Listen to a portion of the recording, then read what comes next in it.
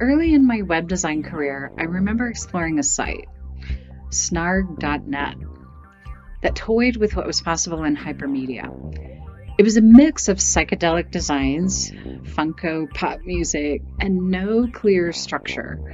Its sole intent was to evoke the possibilities of web as a creative medium. Soon after, I shifted into online learning design and wanted to bring this spirit of exploration with me. Over the years, I've tried to take opportunities from time to time to think about how to push the boundaries around what we think of as online learning design. But over the past 20 years, that has felt harder to do, at times leaving course reviewers scratching their heads over how to evaluate my course designs. Across my career, I've designed courses with different core design ideas. My course on ethics and educational technology is centered more around the metaphor of sitting under a plane tree, borrowed from Plato and the Greek Academy as featured in Phaedrus, where Plato critiqued writing as an educational technology.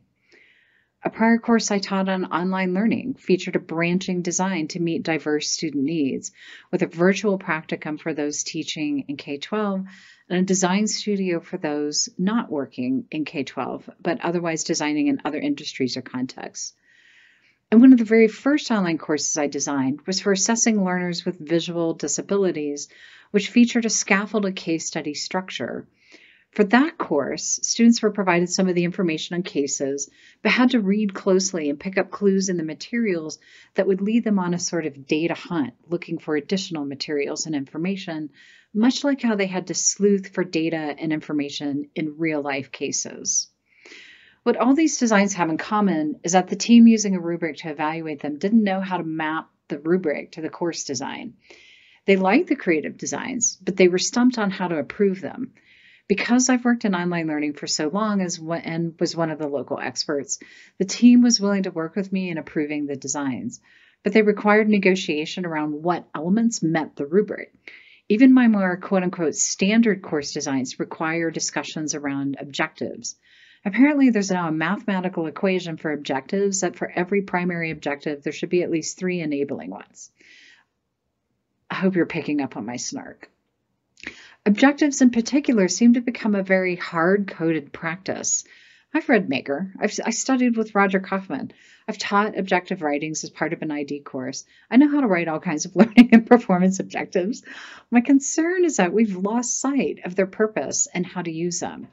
And our current practices are deserving of critical questioning. In 2022, Heather Tilburg-Webb and I wrote a piece on mediating artifacts and explored how many of our instructional design methods and tools, like objectives, function as mediating artifacts. We use them to mediate the space between learners and technologies, between learners and content. Through objectives, we shape and frame content, priorities, and meaning. We should be more thoughtful in how we wield our mediating methods. One of the cascading effects has been a sort of boxing in of online learning that narrows the design possibilities and constrains creative learning designs unnecessarily. Rather than being a creative medium exploding with possibilities, it seems our instructional design practices have had a reductive effect that yields more of a cookie-cutter approach. What if we viewed online learning as a creative canvas? And here, I'm purposefully leaving this blank canvas. I want to evoke this idea of the art in what we do, just like how an artist confronts a blank canvas. In online learning and in instructional design more broadly, what are the Mona Lisas? What are the Granicas? Where are the sunflowers? And why don't we think this way about online learning or instructional design more broadly? And how would it change our design practices or methods if we did? This makes me think about innovation maps versus rubrics. So rubrics tend to measure degrees or percentages of a characteristic, right?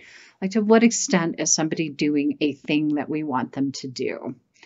Innovation configuration maps are very different. They really describe change over time, and you can see a sort of transformational process across there.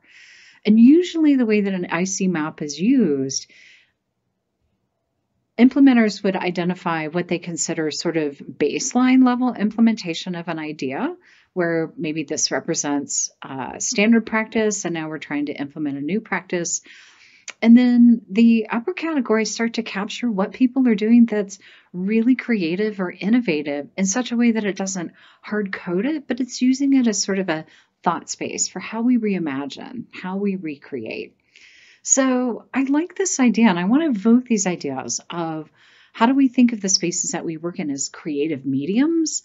And how do we also reflect our discussions in terms of very different shapes and transformations, and even recreation and reimagination of those spaces?